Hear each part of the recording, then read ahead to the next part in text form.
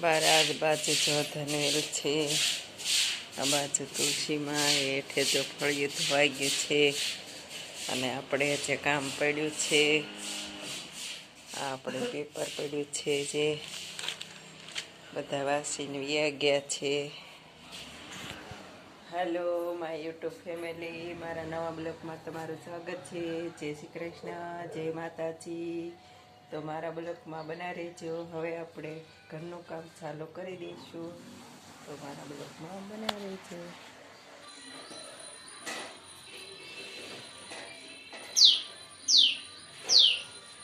આપણા ઘેરે નાની એટલી ચકલી આવી છે.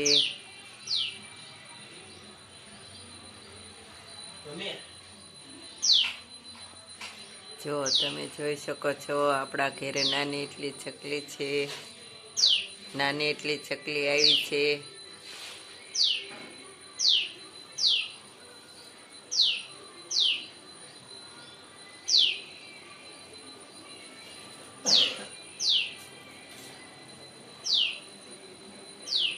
આપણા ઘેરે નાની એટલી ચકલી આવી છે. ઘડીક બહાર જાય છે, ઘડીક અંદર જાય છે.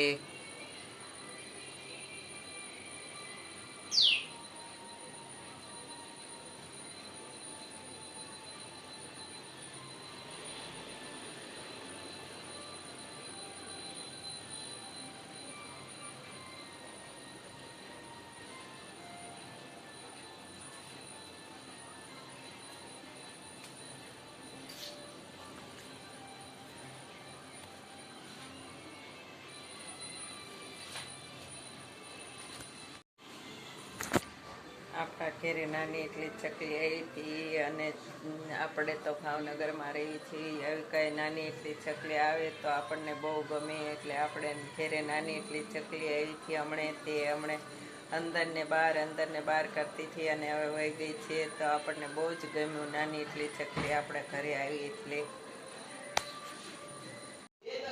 હવે આજ આપણે આ ટબુડી અંદર પાયા અંદર મૂકવાની છે અને આપણે આમાં ગંગાસળ લઈ લીધું છે. આમાં આપણે ગંગાસળ લઈ લીધું છે અને આપણે આ વસ્તુ અંદર મૂકવાની છે. જે વસ્તુ આપણે મૂકવાની છે એ લઈ લીધી છે અને હવે આપણે પલોટે જઈશું. તો મારા બ્લોકમાં બનાવી રહેજો. આપણે આ જ વસ્તુ મૂકશું.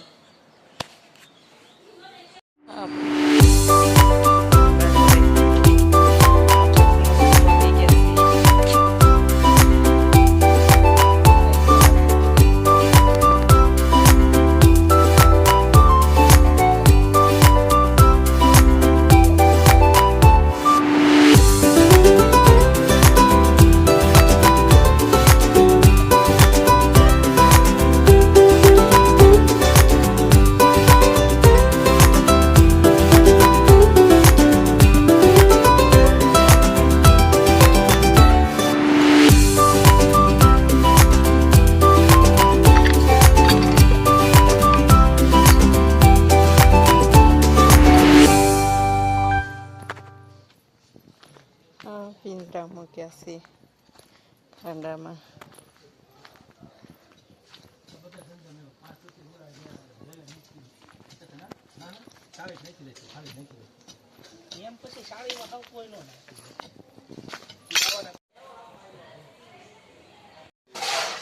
આપણે આજે છે એવડો પેંડા લાવ્યા છીએ.